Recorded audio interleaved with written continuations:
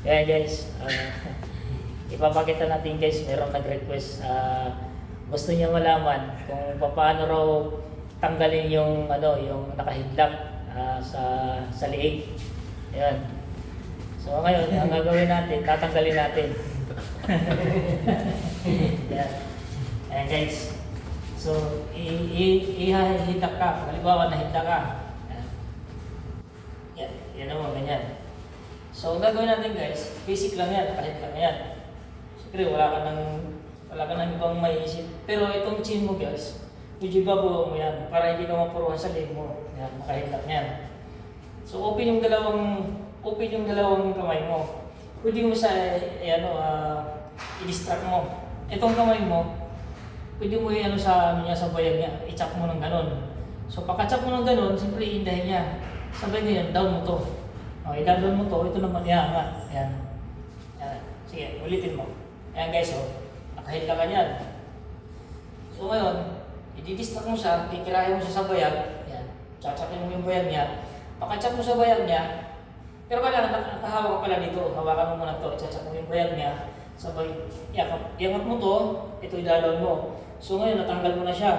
So huwag mong bibitawan to. Hahawakan mo to dito. So ngayon, isasangkli mo siya ngayon. Ayan. Ayan, magbabalikan siya. Pag isinangkli mo siya ngayon, ipupus mo ngayon yung balikat niya, papunta roon, ito naman pakabig. Ayan. Mapipilayan siya, mapipilay dito. Ayan. So guys, i-slow motion lang natin kasi kapag hindi natin i-slow motion, hindi niya masusundan. Ayan, ulitin ko, sige, elektro mo ako. Ngayon, elektro mo ako.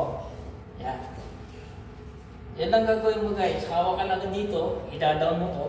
Siyempre, malalakas siya, i-down mo to para hindi matsuk yung yung neck mo. So ngayon, i-distract mo siya ngayon, titirahin mo siya dito sa bayag, yan. Or sisikuhin mo siya dito, luluwag yan. Pakaluwag, sabay, baklas ka dito. Ayan. Baklas na yan, tanggal na yan. So pwede mo rin siya pilayan guys, ito. Yung kamay niya, titirahin mo ng ganon. Tapos sandal mo dito, yan. Ikot ka. Yan. Or sasandal mo siya. Yan, dito. Idalon mo ng ganon. Pag dinan mo ng ganon, mababali yan. Yan.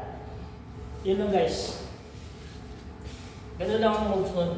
Hindi masyadong mahirap. Kaya nga yung walang alam, kapag ganun yung position, wala na siyang alam na gagawin. So ayun guys, napakasimple lang po. Basic lang po yun. Hindi lang natin binibilisan kasi nga po, kapag binilisan po natin, hindi nyo masusundan. Pero kung aktual na mangyari sa inyo, bilisan nyo, ganun lang. Distract nyo, tirahin nyo agad sa dibdib.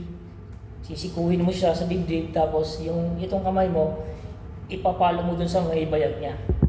Automatic manghihina yun, tapos sabay baklas ka na ngayon. Ayan. Ida-down mo to, ito tataas mo, baklas na yun. Tapos sabay sangkyo, tapos push mo sa ganun, hatakin mo yung sa kamay niya. Yun lang po guys. Thank you so much for watching.